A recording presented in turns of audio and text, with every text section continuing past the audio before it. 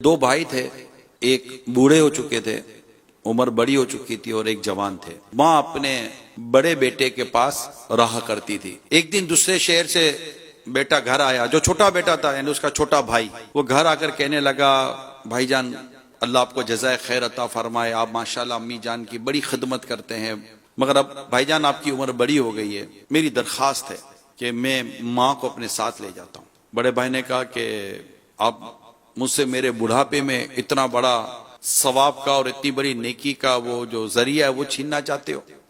میں ماں کو نہیں دوں گا۔ یوں دونوں میں ماں کے تعلق سے بحث چھڑ گئی، حتیٰ کہ جب چھوٹے بھائی نے زیادہ وہ کیا تو دونوں بھائیوں نے عدالت میں مقدمہ کر دیا۔ مقدمہ کیا تھا کہ ماں کس کے پاس رہے گی؟ قاضی نے دونوں کے دلائل سنے، دونوں کی محبت، دونوں کی عقیدت، دونوں کی چاہت، دونوں کی طلب مثالی۔ قاضی فیصلہ نہیں کر پا رہے کہ میں ان کی بوڑھی ماں کو دوں کس کو، چھوٹے کو دوں کہ بڑے کو دوں۔ اب قاضی صاحب نے کہا کہ مجھ سے تو فیصلہ نہیں ہو رہا، ان کی ماں کو لایا جائے۔ ماں کو دونوں بھائی ایک ویل چیئر پر عدالت میں لائے، دونوں کے آنسو نکل رہے ہیں، دونوں رو رہے ہیں۔ قاضی صاحب نے ماں کو کہا، اماں جان آپ ہی کہیں کہ آپ کو کس کے پاس رہنا ہے۔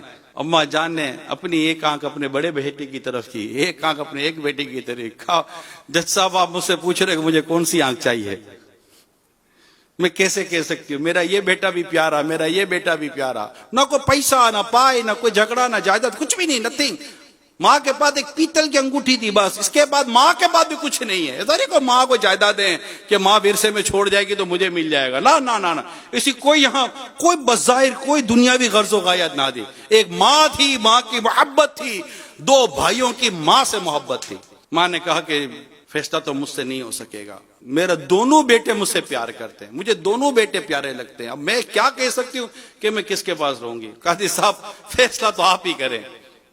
قاضی صاحب نے غور کیا، بہت غور کیا، بہت غور کرنے کے بعد ایک فیصلہ کیا۔ قاضی صاحب نے کہا کہ چونکہ یہ بوڑھے ہو گئے ہیں، دوسرا بیٹا جوان ہے، تو یہ زیادہ اچھے طریقے سے ہو سکتا ہے کہ ماں کی خدمت کر لے۔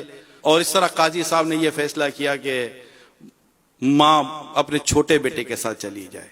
جو بڑا بھائی چیخا ہے، اس کی جو چیخیں نکلی، عدالت میں بیٹھے لوگوں کے کلیجے پھاڑ دیے، سے چیخیں مار کر پھوٹ پھوٹ کر رونے لگا، میری ماں مجھ سے چلی جائے گی، میری ماں مجھ سے بچھڑ جائے گی، میں اپنی ماں کی خدمت سے رہ جاؤں گا، ہائے میرا بڑھاپا کہ میرے اس بڑھاپے نے میری بوڑھی ماں کو مجھ سے جدا کر دیا۔